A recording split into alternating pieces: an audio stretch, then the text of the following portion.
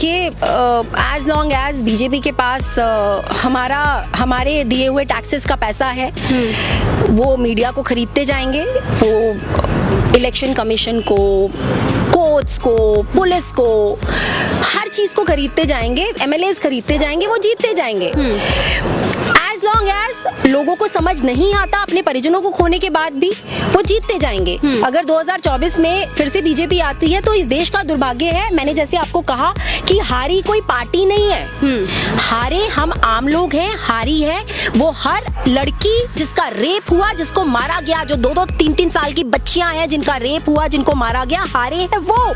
हारे हैं गोरखपुर के बच्चे जिनकी मौत हो गई ऑक्सीजन की सिलेंडर की कमी की वजह से। हारे हैं, हारा है इस देश का हर वो नौजवान जो पढ़ लिख कर नौकरी करना चाहता था लेकिन वो बेरोजगार है क्योंकि इस देश की सरकार के पास उनको देने के लिए नौकरियां नहीं है। तो हारे हैं वो लोग।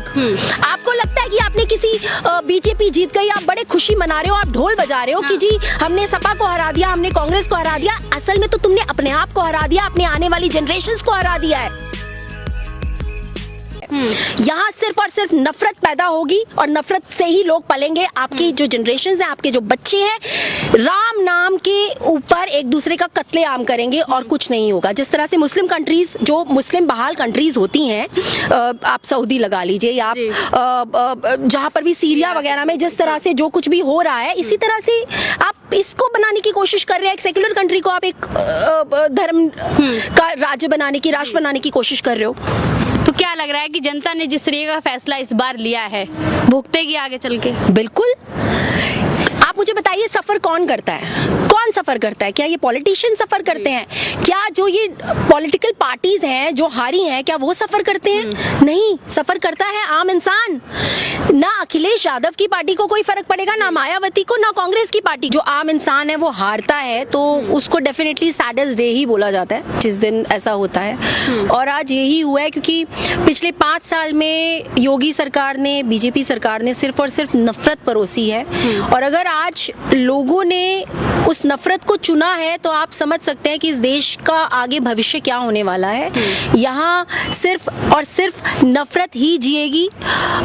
जो आम इंसान है, जो आम मुद्दे हैं, उनकी तरफ ना कभी लोगों का, जो लोग बीजेपी को सपोर्ट करते हैं, जो लोग बीजेपी को वोट करते हैं, ना उनका ध्यान गया, ना ही आगे जाएगा। भले ही वो उनके घर वाले भूखे मर जाए, भले ही उनके घर वाले कोरोना जैसी महामारी में मर जाए, लेकिन कहीं ना कहीं मैं कहूँगी कि जैसे ये हमेशा कहते आए हैं कि हिंदू को जगाना है और राम मंदिर लाना है और राम मंदिर के नाम पर हमें लोगों को पागल बनाकर वोट लेना है, तो वो जीत गए, जैसा वो कहते थे। एट द सेम टाइम मैं ये कहूँगी कि ये जो हार हुई है, ये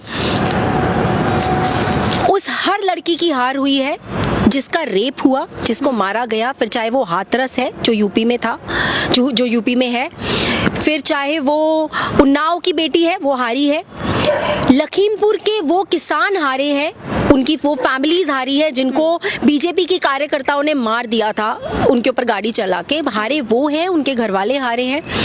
हारा है गोरखपुर का वो एक एक बच्चा जिसको जब ऑक्सीजन सिलेंडर नहीं मिला था और वो ऑक्सीजन सिलेंडर की कमी के होते हुए कोविड से पहले, ये कोविड से भी 2 साल पहले की बात है, और वो उन्होंने दम तोड़ा था वहाँ पर। हारा है गोरखपुर का एक एक बच्चा।